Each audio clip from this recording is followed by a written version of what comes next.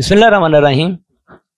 नाज़रीन, इस video clip में आपको ज़बरदस्त यूरिया के हवाले से मालूमात दी जाती हैं कि ये यूरिया की दीगर हालतों से, दीगर प्रोडक्ट्स के मुकाबले में ये कैसे बेहतर है। तो इस हवाले से अर्ज़ ये है कि जैसा कि आपको पहले भी ये बताया जा चुका है कि जिंक की कमी जो है ना, ये हमारे तकरीबन तमाम खेतों में हो चुकी है। जब भी जिंक डाली जाती है, जिस भी खेत में डाली जाती है, तो पैदावार में बेहतरी आती है। इस हद तक अहमियत इख्तियार कर चुके हैं। जिस तरह नाइट्रोजन, फास्फोरस और पोटाश हर खेत में डालनी जरूरी है, इस तरह जिंक जो है ना, बोरान के मुकाबले में जिंक की जरूरत ज़्यादा बढ़ चुकी है। तो अब यूरिया के साथ जो है ना, ये एक ऐसी ब्लेंड कोड टेक्नोलॉजी की मदद से जो है ना, इसमें 500 ग्राम जरासीम आमेज जो है ना, ये जिंक की कोटिंग कर दी गई है। इसके अंदर 42% जो है ना जबरदस्त यूरिया बोरी के ऊपर ही लिखा होता है, जबकि आम जो सादा यूरिया उसके अंदर 46% है। तो बात यह है कि कीमत 42% वाले की ज्यादा है, तो सादा 46% नाइट्रोजन ज्यादा होती है या 42 ज्यादा होती है। साफ ज़ाहिर है 46 बाहर तो ज्यादा है, लेकिन उसमें जो नाइट्रोजन है ना, एफिशिएंटली यूज नहीं होती। ये 42 की कारकर्दगी जो है ना, ये 46% वाले के मुकाबले में बेहतर है। जिस तरह ना SOP जो है ना 50% है, तो MOP 60% है। भाई MOP 60%, तो उसकी कीमत क्यों कम है? क्योंकि वो गोश्त के साथ छिछड़े भी हैं, वो उतनी खालस चीज नहीं है, उतनी अवेलेबिलिटी जो पौधे को फायदा जो है ना, उतना नहीं MOP का पहुंचता जितना SOP का पहुंचता है। इसी तरह ही 46 के मुकाबले में 42 जो है ना, ये ज्यादा मुफीद साबित हो चुकी है। ये मेरे कहने की बात नहीं, हर जिम्मेदार जो है ना ये जान चुका है। जैसा कि आप जानते हैं कि जमीनी हमारे मिट्टी का चार्ज जो है ना, ये मनफी होता है ज्यादा, जबकि जिंक का मुस्बत होता है।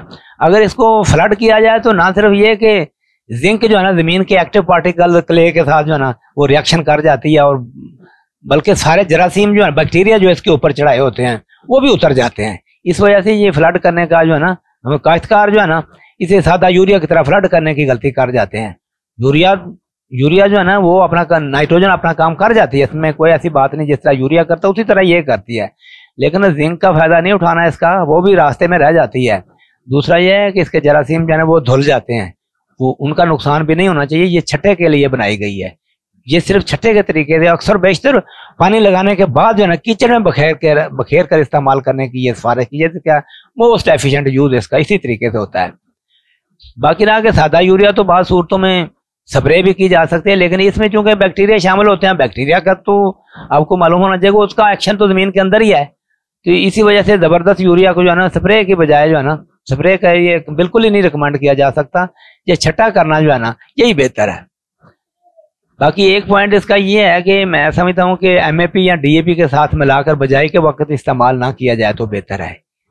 इसको जो है ना अलग, और अक्सर बेशतर गंदम को पहली आपाशी के वक्त जो है ना, बेशक DAP के साथ मिला करें, लेकिन पहली आपाशी के साथ जो है ना इसको दिया जा सकता है। DAP को फ्लड करें और इसको पानी लगाने के बाद जो है ना, जब पानी उतर जाए तब झटक रहे।